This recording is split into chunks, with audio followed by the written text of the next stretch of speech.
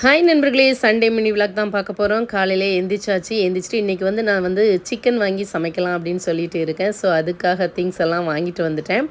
என்னெல்லாம் நம்ம வாங்கியிருக்கோம் அப்படின்னு சொல்லி பார்த்தோம் அப்படின்னா, கருவேப்பிலை, புதினா இலை, அதுக்கப்புறம் சிக்கன் குழம்பு வைக்கிறதுக்கு தேவையான சிக்கன் ஒரு 1/2 கிலோ எடுத்தேன்.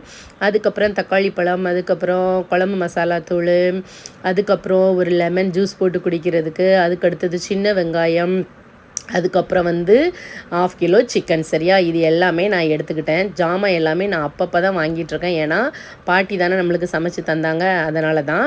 அதுக்கடுத்து நல்லா சிக்கனை லைட்டாக அவிச்சிட்டு அதில் உப்பு போட்டு கொஞ்சம் ஆயில் ஊற்றி நல்லா அதை என்ன பண்ணணும் அப்படின்னா, நல்லா அந்த கறி சுண்டி வருகிற வரைக்கும் நல்லா அப்படியே வறுக்கணும். அப்புறம் அதுக்கு தேவையான மசாலா நம்ம ரெடி பண்ணணும். அதுக்கு முன்னாடி இந்த சைடு அடுப்பில் நான் என்ன வச்சுருக்கேன் அப்படின்னா, புதினா, கொத்தமல்லி தழை, கருவேப்பிலை, அதுக்கப்புறம் எலுமிச்சம்பழம், இது எல்லாமே கலந்து ஒரு வாட்டர் குடிக்கிறதுக்காக ரெடி பண்ணி வச்சுருக்கேன். அதுக்கப்புறம் நான் பாத்திரம் வச்சு தான் 1 டம்ளர் அரிசி எனக்கு மட்டும் குக்கரில் சாப்பிட்றதுக்காக சாதம் வச்சுருக்கேன். இந்த பார்த்திங்களா, குக்கரில் சாதம் வச்சாச்சு. ஒரு 5 நிமிஷம் கூட ஆகாது, நம்மளுக்கு ரெடி ஆயிரும். அதுக்கப்புறம் அந்த கறி குழம்புக்கு தேவையான மசாலா கூட்டு மாதிரி தான், தேங்காய் பால்லாம் இல்லாமல் பெரிய சீரகம், அதுக்கடுத்து வெங்காயம், அதுக்கப்புறம் அது கூட என்ன அப்படின்னா தக்காளி பழம், இது எல்லாம் போட்டு நல்லா பிளெண்ட் பண்ணி மசாலா மாதிரி எடுத்து வச்சுக்கிடணும்.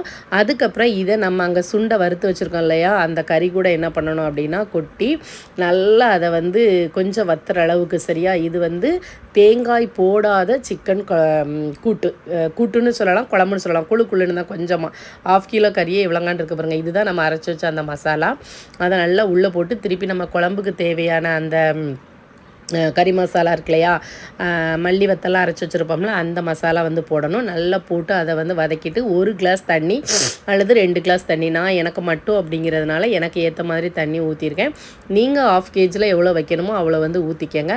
அதுக்கப்புறம் நல்லா அந்த சுண்டி அந்த தண்ணி வற்றி அந்த எண்ணெய் பிரிகிற நேரத்தில் நம்ம என்ன பண்ணிட வேண்டியதாக, கொத்தமல்லி தலையும் மல்லி இலையும் போட்டு நம்ம இறக்கிற வேண்டியதாக. சூப்பரான சாப்பாடு ரெடி. இன்றைக்கி ஞாயிற்றுக்கிழமைங்கிறதுனால மூவி போகலான்னு பார்த்தேன். மாமன் மூவி நல்லா இருக்குனாங்க. ஸோ அந்த மூவி பார்க்குறக்காக கிளம்பியாச்சு.